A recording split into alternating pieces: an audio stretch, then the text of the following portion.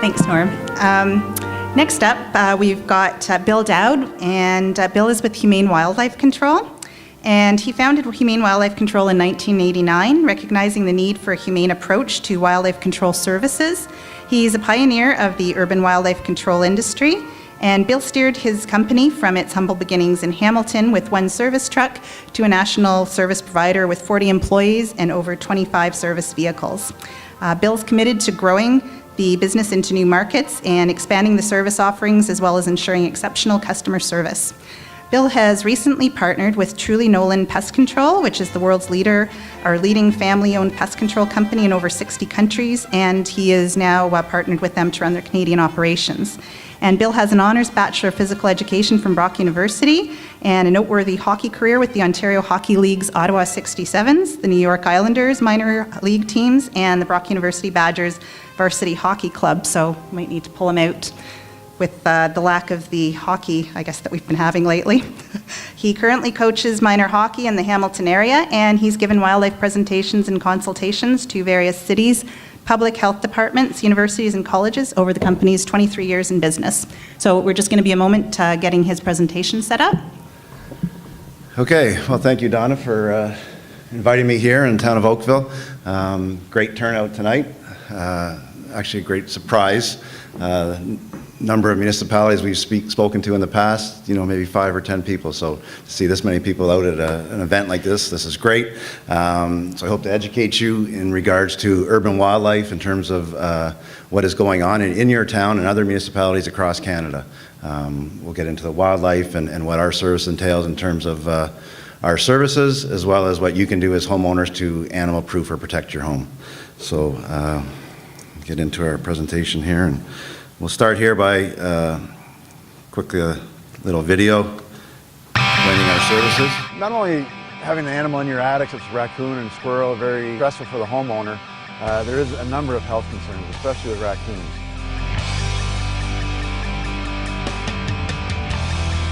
Humane Wildlife is just fantastic to work with and very professional.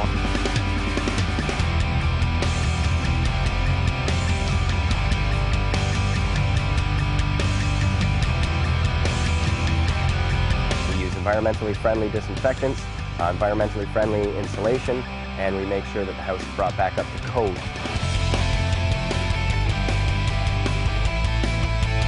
Humane societies and SPCAs endorse our methods. So not only are we the pioneer in urban wildlife control, we're Canada's largest company, but we're also most humane approach as well. So a quick little overview on what we do. Obviously, we're all not looking forward to that snowy little picture we saw, but it is coming. So nowadays, we're more inclined to see wildlife in our backyard than if we were on a sightseeing tour or out camping, or you have it. These animals are in our urban centers, and they're here to stay. So as we stated, we've been in business 23 years. We've grown to be the largest in Canada. A lot of the methods that we've developed and pioneered over the years have been copied and trying to be replicated, but there is a definite industry now compared to 23 years ago when your homeowner was basically on their own to try and solve their own problem. Some kind of glamour shots here of the early days. We won't talk about the funny shorts and strange looking vehicles, but from day one we've been recognized as being a humane company. We feel there's a real need, the fact that these animals are in our cities to coexist together. They're here to stay. We're not getting rid of them. We're still learning to adopt that policy or to get along with wildlife. They seem to have mastered it. Whether it's dancing in your attic or running across your lawn, tearing it up, they're here and they're enjoying our environment. The question a lot of time is who owns wildlife? There's federal laws, such as Norm was talking regarding Migratory Bird Act. You cannot harass Canada geese. There's some large fines for that. Provincial laws, Ontario Ministry of Natural Resources, they have a Fish and Wildlife Conservation Act, which basically states it's illegal to relocate urban wildlife more than 1 kilometer away. So they are involved in that. They also state that if you're going to deal with wildlife on your land, you must hire a company whose main source of business is urban wildlife control. There's companies out there that deal with pests and bugs and what have you, or a roofer. Legally, under the Fish and Wildlife Conservation Act, they're not allowed to deal with urban wildlife on your property. There's municipal bylaws. Animal control, dealing with cats and dogs. Health departments, when it comes to bats in your home, the threat of rabies. Property Standard Act, landlord tenants must keep their property properly maintained. So the public really, there's all these different agencies that are involved. But when it comes right down to it, the ultimate responsibility, as Donna mentioned in her introduction, relies with you, the homeowner. If your sink was leaking, the town is not going to call a plumber for you to come and fix that leak. And same thing with urban wildlife. If you're experiencing a problem, you're going to need to do your research and come up with a viable solution, either by yourself or calling a reputable company. So I'll get a little bit about what we do. We're a very hands-on removal company. We crawl into areas and physically take these animals out. We've never set traps and relocated animals because that's really not a viable or ethical solution. So it's a hand-on removal, whether we have to cut openings in walls. Once we have the babies, we then give them back to the mother. We'll put them in a baby release box that she can take them. And then here's a quick little video of how a mother will come to her young. So that chittering and chattering noise is the babies. And when you're hearing that above your master bedroom all night long, people tend to want to get those animals out to rats. Obviously, raccoons are excellent climbers. Whatever you can do with your hands, they can do with theirs. So she'll pick them up by the scruff of the neck.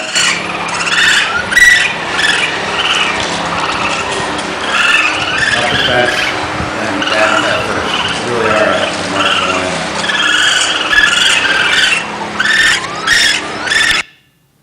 So you can understand how that noise can get very upsetting over time when you're trying to sleep and have to go to work the next day. And baby raccoons will be in your attic or in your chimney typically about 3 or 4 months. They are very intelligent, so they develop very slowly. Their eyes open at 21 days. So it does take quite some time before they'll vacate your property. And over that course of time, the damage they can do in your attic, whether it be odor, destruction of insulation, electrical wiring, ectoparasites or bugs that live on these animals, ticks and fleas and that type of thing, can be really substantial. Sometimes we'll put babies in a tree environment where mom can come and pick them up and take them away. And basically they can get in everywhere and anywhere. And as we can see on the picture here, the claws on these animals are pretty astounding. Once they take them away, we get the question a lot of times, well, they're just going to go to my neighbor's home. They've already been in the neighbor's home. Typically, they have at least 7 to 10 den sites in a neighborhood. Wish we could all have that many homes. But whether they're, if they're down a street a bit or over a block and it starts becoming daybreak, they're intelligent enough to know not to walk through broad daylight where us humans might come in contact with them. They'll just slip into another chimney or underneath somebody's deck or shed, and they'll just sleep the day away there. So very remarkable animal that's flourishing in all of our urban centers. Our main focus, once we get these animals out, is to animal-proof the home. So here we have a rather sad and depressed raccoon on the top of a chimney. These are our chimney screens that we custom make to prevent animals from getting in. Typically the type of chimney screens or caps that you can purchase at a hardware store really aren't 100% animal-proof because these animals are such strong animals and determined to get in a structure when they want to. Sometimes we need to take bricks out to gain access to these animals, in behind a fireplace, in a firewall. And then once again, giving them to the mother to take to her alternate den sites. They can be in behind soffits, so sometimes aluminum soffits need to be pulled down to gain access to them. Squirrels, another animal that's flourishing in our cities. These ones are about 3 weeks old. Their eyes are not open yet. Same thing, a hands-on removal. give them back to the mother, and she'll pick them up one by one and carry them away. All urban wildlife can't count. So they'll always come back one more time to see if they have all their young. And as we can see here, the screen, we have then secured the home so the animals can't get back in. Another quick video here. This is a mother squirrel on the roof.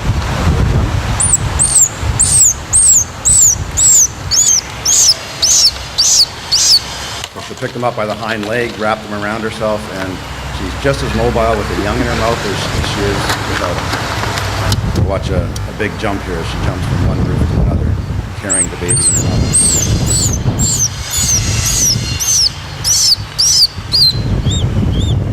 And off she goes. So whenever you hear those young babies squealing like that if you're holding them, it's time to be very vigilant, because a mother squirrel will come from a block over, run right up your leg and attack you because you're holding her young. Raccoons tend to be more of an intelligent animal and tend to keep their distance a little bit, but squirrels, maybe being a little bit squirrely, will come right at you. Skunks, there's a very, very high population of skunks in Oakville. Probably one of the highest populations of all the cities we service, and we're in about 60 different municipalities. Maybe due to the geography down by the lake and the sandy soil, it makes it very easy for skunks to flourish and live underneath decks and sheds, and any structure without a foundation is vulnerable to skunks. And once again, same thing, hands-on removal, gain access to them, put them out, and the mother will once again pick them up and carry them away one by one. This particular shot was a busy street, and we had to be out on the street actually stopping traffic to allow the mother skunk to come back and forth and pick up her young and take them to an alternate den site. The most difficult part of skunk work is preventing them from getting back in. And as the slide shows here, we dig a trench about 1 foot deep and 1 foot out and put a heavy gauge screen, 16 gauge, about the thickness of a coat hanger wire, so they can't get back in.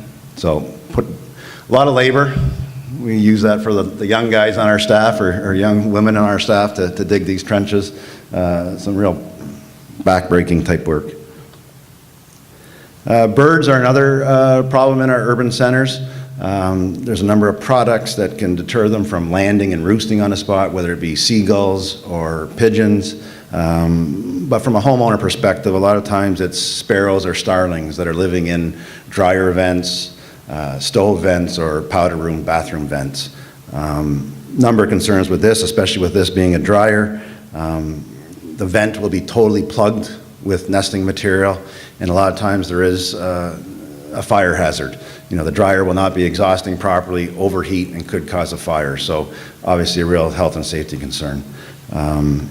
Also, birds carry a lot of parasites. There's bird mites, bird ticks, that live on birds. So a lot of times in the middle of summer, a homeowner will come home from work and take a look on their stove. The nest will be in the fan above the stove, and basically it'll look like the stove is moving. And these are all these microscopic, or sorry, not microscopic, tiny little bird ticks and mites that'll be moving on the stove. So those are some typically panicked homeowners when those calls come in.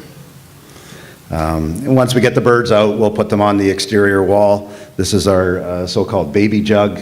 The babies are in here, and mom and dad will come back and feed them. We have then put our screen over these vents. Anything north in the city, upper middle, Highway 5, where all the new development is going on, is a prime area for birds and vents. And considering every home typically has 3, 4, 5 of these vents, we're providing them with great nesting areas right inside our homes. Bats are another animal that are in our urban centers. The population of bats in Oakville is relatively small compared to areas such as London, Ontario, Ottawa, Hamilton, which have high populations of bats. But they are prevalent in Oakville. The issue with bats is their droppings. There's a respiratory illness called histoplasmosis, constant flu-like symptoms when you breathe in those droppings.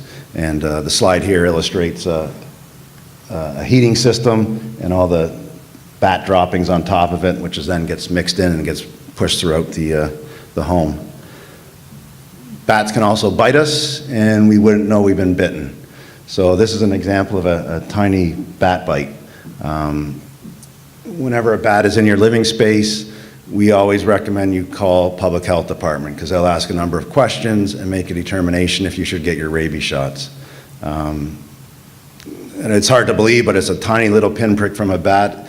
The risk of it being rabid is probably very, very low, but the risk is so high because once you start showing symptoms of rabies, the end result is death. We actually had one of our technicians in Kingston was doing some work, and a lot of times when it's a large colony, 50 or 100 bats in the attic, you'll hear them squeaking and squawking as we're sealing it up. And he was doing some work, and all of a sudden he saw the bat come out, bit him on the arm, barely felt it. He saw the blood, rubbed it off, went down to his truck, cleaned up, started driving to the hospital, get his booster shot, and looked down at his arm and couldn't even determine where the bat bite was. So it is just from a public health concern if you ever do have a bat in your living space, definitely call public health. And no, they don't fly in open doors or open windows. Everybody likes to believe that, but these are an animal that's outside every night eating 2,000 to 3,000 insects a night. They have no desire to fly in an open door or window. They might come close because most of the heat that is exhaust from your home is through your head. You might have some bugs flying around your head. They might fly close, but they're not going to fly in your hair, and they're not going to come in an open door or window.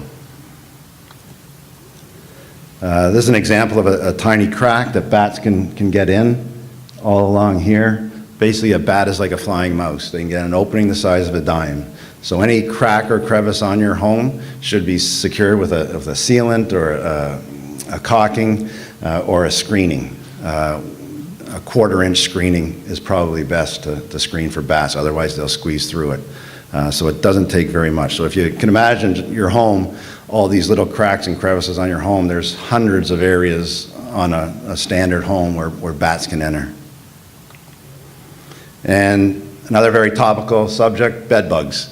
Bats have been known to carry bat bugs and bed bugs. So not only do we have to worry about going to a movie theater or a hotel room and bed bugs attaching to your shoes or your luggage, now the worry is that the explosion of bed bugs in our communities could be a reason from bats.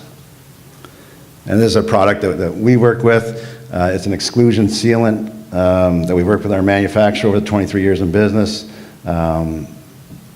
Similar to a caulking product, you could probably buy it at Home Depot. Similar silicone-based caulking. We've had a couple more additives added to this so it adheres to brick, metal, stone. So as the house expands and contracts over summer and winter, these gaps don't become prevalent again. Mice, very common problem this time of year.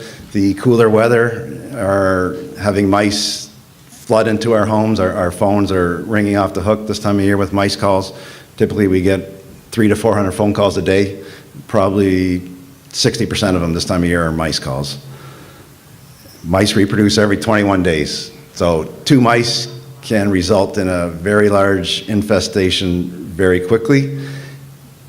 Typically when you see 1 mouse, there's 15 or 20 others. So they are another animal that are very difficult to deal with because they can get an opening the size of a dime, just like a bat. Here's some examples here. Most newer homes have a weep vent, which is by code, which allows proper ventilation and drainage of the home. Some builders put in a plastic venting, which they'll just chew through. This is a vent close to the ground, and there's the mouse hole there. So it doesn't take mice much to get in. And then this little half moon shape here is all it takes for the mouse to get into this property. What do animals damage? Well, you name it. Whether it's soffits on your home, joists in your attic space, ruining the insulation.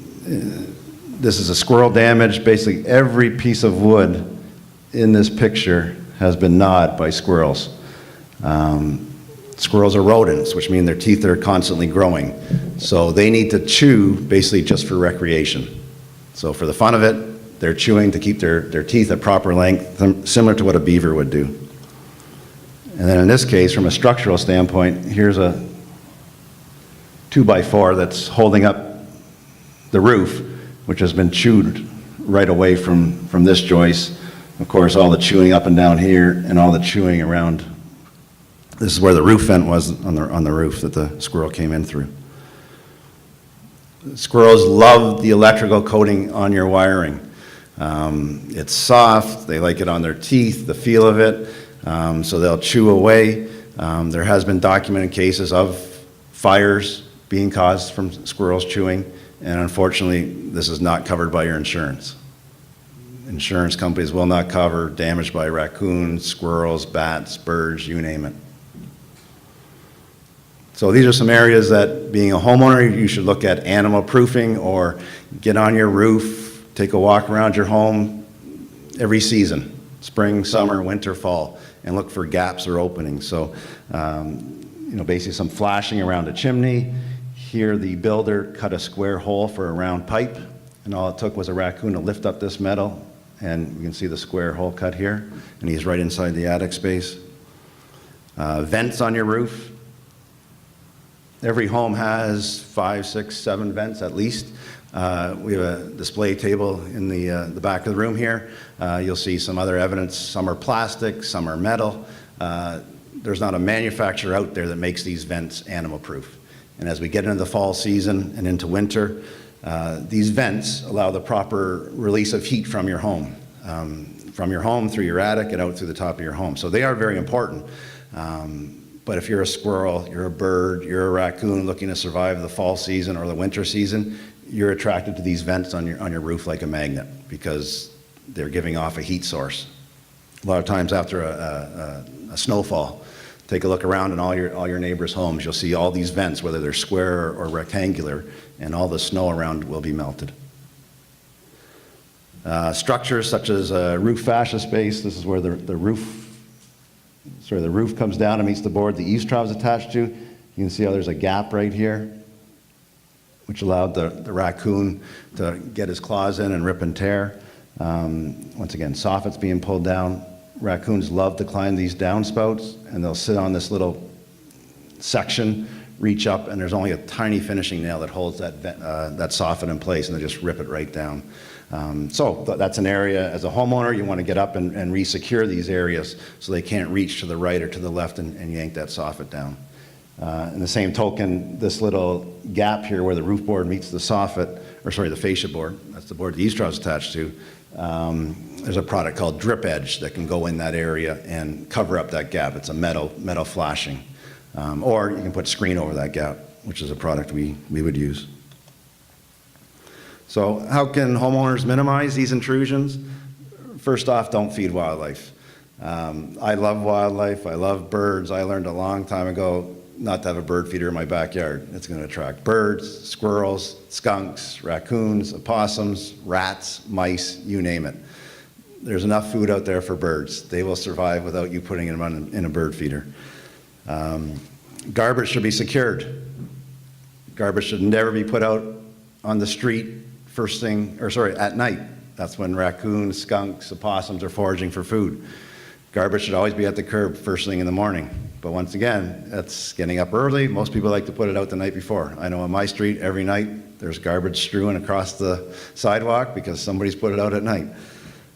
Lawns should be treated with a reputable lawn care company, such as we refer Weed Man.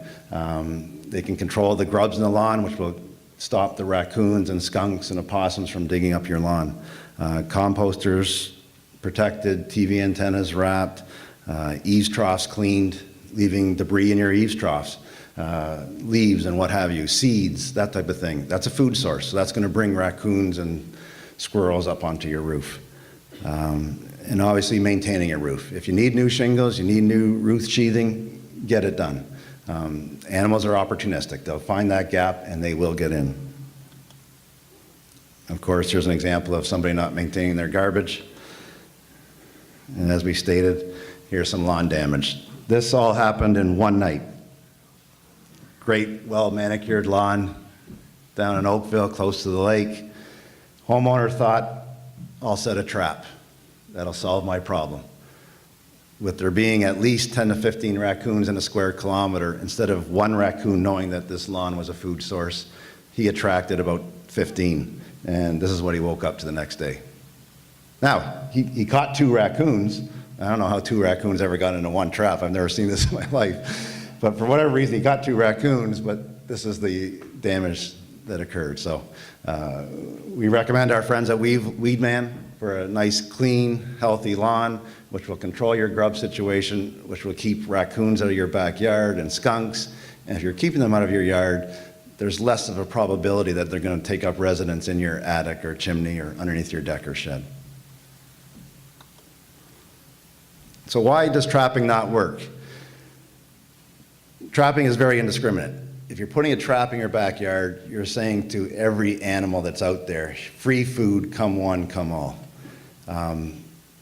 So you're going to attract them to your home when the whole purpose is to keep them away from your home. Every year we'll talk to homeowners that say, I've trapped 20 raccoons this year, and I've been trapping 20 raccoons for 20 years. That's a great hobby. You're never going to get rid of them all. The way nature works, if you take 20 out of that neighborhood, it allows raccoons in the outlying neighborhoods to move in. So all of a sudden, the raccoons that move in, they're bigger, they're stronger, they're healthier, and instead of having litter sizes of 3 or 4 babies, they have 6 or 7. So all of a sudden, there's been documented studies on this, the population increases by 20%. So once again, it's a matter of living with these animals and animal-proofing your structures. We're never going to get rid of all these animals. Orphaning, starvation of young. We'll get this time and time again every baby season, which is typically in the spring. Homeowner will trap a mother raccoon, take it from North Oakville to South Oakville, not realizing there's babies in the attic. And the babies will be in there crying all night long, as we heard earlier, suckling on insulation. Eventually they'll die, and the homeowner will have a worse problem than they're experiencing with a live animal. Because the babies, depending on their age, might get mobile, they might go down a wall cavity, might fall in an inaccessible area, and that's where we're into cutting holes and tearing walls down to find dead animals. If you have a dead raccoon this size in a wall, the minute you walk in your front door, you're going to smell death. And that smell will last for about 60 days. So you definitely don't, trapping is not a very good practice, ethically and humanely. It could spread diseases. There was a viral strain of rabies that was really affecting raccoons and was called raccoon rabies. It was coming up from the US in the 90s. The government, the MNR, were baiting kind of a blister pack that vaccinated the raccoons. They'd eat it and vaccinate themselves. They thought the disease was going to spread over in the Niagara area coming across, so they did between the Niagara River and the Welland River. But the virus came up around through Prescott and in the Kingston area. The Ontario government has done a great job keeping it kind of at bay, but if people are trapping and relocating animals from Burlington to Oakville or vice versa, then all of a sudden this disease could start spreading. So that's why the MNR came in and said you can no longer trap and relocate urban wildlife. There's a high potential for damage and tampering and vandalism and liability. If you have a trap in your backyard and trap your neighbor's cat and the cat perishes, I'm sure there's going to be some legal issues with that. And as we stated earlier, the population will only rebound, right? They'll just keep moving in and taking over. Why hire a professional?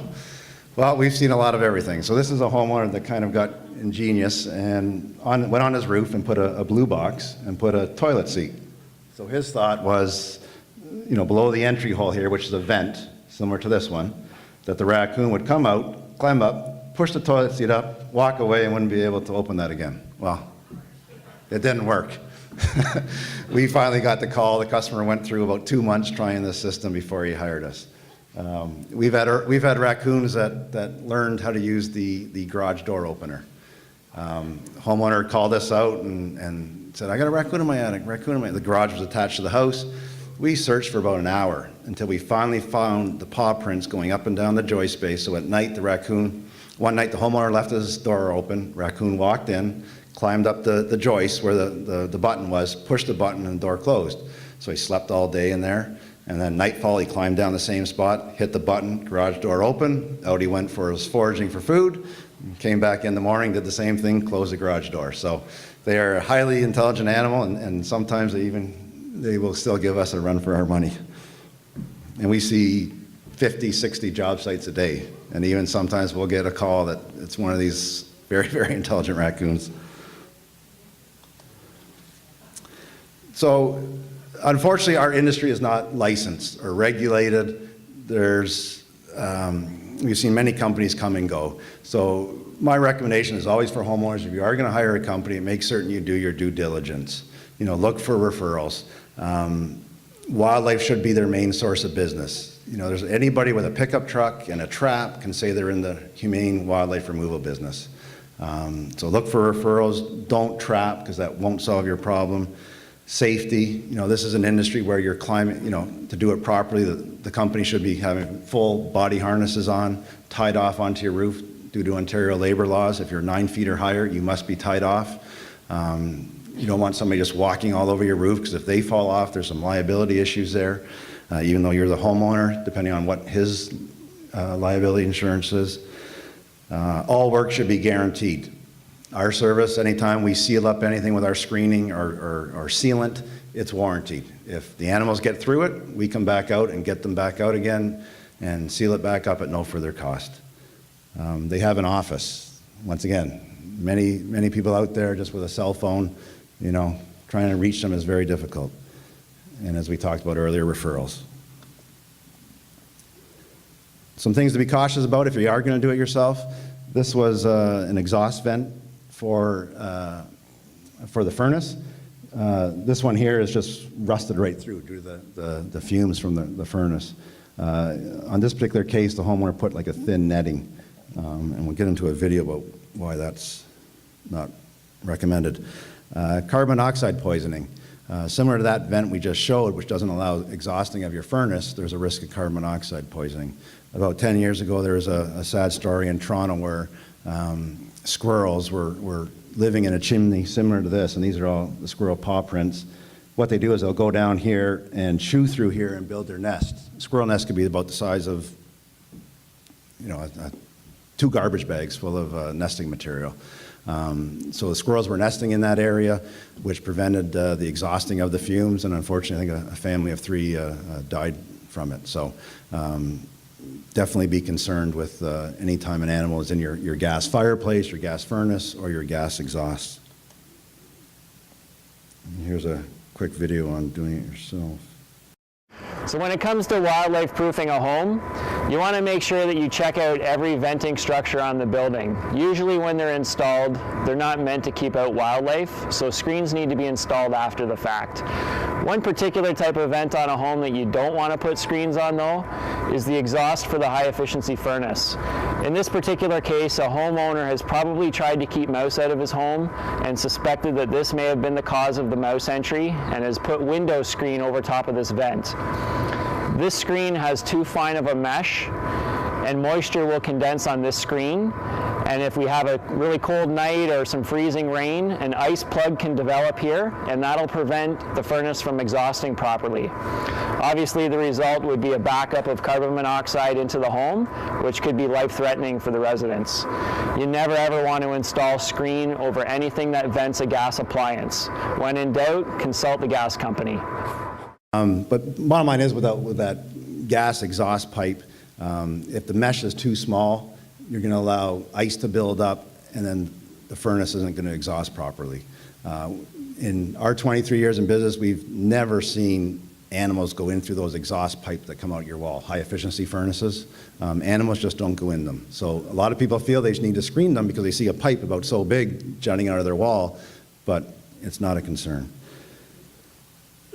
Not your typical day. We get calls for everything and anything, whether it be foxes, monkeys, snakes, llamas, just the nature of the business. So quick clip here of in Burlington. A raccoon got its head stuck in a jar of peanut butter and was trapped 9 meters up in a tree. AAA Wildlife, along with the SPCA, managed to hook the raccoon and bring it down with the jar still on its head. They punctured holes in the jar so the animal could breathe while they pried it off. The raccoon was a bit rattled by the ordeal, but otherwise unhurt. They won't do that again. So we're seeing this more and more. Your recycling bins are now becoming a problem. If there's any traces of peanut butter or spaghetti sauce or what have you animals are now attracted to your blue bin. So if you're going to keep your blue bin outside and not in a secured area, make certain you're either putting the jars on or that the jars are cleaned out properly. It was kind of unheard of 10 or 15 years ago, but we're getting more and more calls where animals are getting into recycling bins and having jars stuck to their head. I mean, that was a raccoon. We've done ones where there's skunks running around with a jar stuck to his head, and that can get a little smelly. Groundhogs, they're another big concern. This one was with the city of Guelph. They had a water treatment plant that was just inundated with raccoons. This is a young groundhog. Snakes, we'll get calls where people have snakes as pets, and whether it be a teenager, and he'll go away for the weekend and the snake will get out of the trap. And this one was in Montreal. I think it was a 6-foot python that was found in the laundry room of a high-rise apartment building. Foxes, they're becoming more and more prevalent. Oakville tends to have a high fox population, Oakville, Burlington area. The fact that highways and whatnot, the grass is not being as cut usually as it used to be with government cutbacks, so that's allowing the mice population to increase, which is increasing the fox population in our cities. This is probably our most famous job. These were Japanese snow monkeys that were on the loose in Niagara. It was definitely unique. We got the call from the Ministry of Health because monkeys carry hepatitis, HIV, AIDS. This was almost 20 years ago, and right when I was right out of university, and it was in Niagara where I went to university, just outside. And when no one goes to school to become a wildlife control person. So I'd have buddies that say, "What are you doing, catching animals?" So I'd get back then it was a pager on my hip at 3 in the morning. It would be, your friends making crank calls. So we got these monkey calls, and monkeys in Niagara, that doesn't exist. And then finally, after about 4 phone calls and the Ministry of Health calling us, they were monkeys that escaped from a private zoo. And we pulled up, and it was like we're in Africa, 30-foot trees, and the monkeys were jumping in the trees. And out comes the farmer, and he's walking up to us carrying a hockey stick, which was kind of strange. And all of a sudden, the mother came bounding out across from the trees, and she stood about so high on all fours and jumped on him. She would go in heat once a year. And when she was in heat, she would try and mate with the farmer. So he loved the monkeys. They would go to the Buffalo Zoo and get primate food and feed them. But he just gently kept her away with the hockey stick. So we used him as bait to catch the mother. We used the mother as bait to catch the young ones. So when people ask us what's the most unique thing you've ever caught, it's the Japanese monkey story. So it was kind of bittersweet because they were animals that were in captivity. The owner basically flew the coop, left all his doors open, and let the monkeys escape. So they were in captivity. They had freedom for about 3 or 4 years, and then we caught them. Before we caught them, we couldn't take them to Toronto Zoo because they already had a troop, and introducing them into a troop, they would be kind of attacked and killed within 30 minutes, Metro Zoo said. So they went to Orono Cat World up Lindsay, Peterborough way, and as far as I know, they're still there. Though the mother did have hepatitis and had to be put down, and the farmer was going down to Atlanta Disease Control Center for tests and whatnot. He was fine, but that's kind of the most unique animal we've caught. Llamas, once again, this was in our early days. We thought we could catch a couple of llamas. We had a little stick here with a pole on the end, like a lasso, you pull it. We never did catch them. I don't know what we're going to do with them once we caught them, but we gave it our best shot. That was up in Milton. Albino animals, we've had albino squirrels, albino raccoons. Once again, this one was in a litter of 4 or 5. We thought the mother would abandon it. So we got them out of the attic, we put them in our baby release box, thinking the mother would not take it and relocate it to her alternate den site, but she just picked it up and moved it. We went back the next day to check on everything, and they were all out of our release box, and she had relocated them to one of her alternate 5 or 10 den sites. We've caught hawks at the Hamilton Spectator. They were caught in the sign, some baby hawks. We've done that. And as we've kind of grown the wildlife industry, the next step of our development, which is becoming more and more prevalent, is ectoparasites on these. We have ectoparasites being ticks, fleas, and what have you. So our next step is treating attic spaces, because once you remove the mammals, the raccoons, and squirrels from the attic space, these animals are migrating into homes and living off of us as humans or your pets. In fact, there was an article in the Globe and Mail yesterday or the day before where 5 students in, I think, U of T had raccoons in the attic, and of course the landlord got the raccoons out but didn't treat for the ectoparasites, the ticks and fleas, and all 5 students were covered in flea bites because the fleas had migrated from the attic down into the home. So it's another emerging issue with having an animal in your attic that is bringing in bugs. So it's one of the reasons that we have partnered with Truly Nolan Pest Control. They're the largest family-run pest control company in the world in 60 countries, so we're proud to represent them in Canada. And any of you have places in Florida or been down to Florida, you can recognize Truly Nolan by the mouse car, which we have a few of them here running around Canada, but a lot more to follow in the years to come. So if you can take anything away from my presentation, would be that these animals and bugs are around your home. Get out and examine your home. I would recommend every season, spring, summer, winter, fall. Do an inspection of your home from top to bottom. If you see one insect or one wildlife, there's more. And all of these, whether it's bugs or wildlife, make your home animal proof. There is a way to keep bugs out of your home, just as there's a way to keep wildlife out of your home, so that we can all coexist and live together in these urban centers. One last bit of information, if you're to really understand wildlife, there was a documentary, CBC, David Suzuki. We assisted him with finding some den sites. This was out in Hamilton area, but it's a great show called Raccoon Nation. They dealt with some professors at York University, University of Toronto, that kind of took our philosophy or our data, which was from the mid-'80s, that said there was 15 to 25 raccoons in a square kilometer, and their research showed there's anywhere from 50 to 60. So in the middle of the night when we're all sleeping, these animals are out there having a heyday. 50 or 60 raccoons, and they said they typically go within a 2-block radius. So busy streets such as Upper Middle or maybe Lakeshore, raccoons have adapted to our cities, and they won't cross those busy streets because they recognize cars as danger. So within a 2-city block, you could have as many as 50 or 60 raccoons. They illustrate this in the show. So if you have any time and you want to learn more about raccoons in a city, it's a great documentary to watch. So that pretty much concludes my presentation.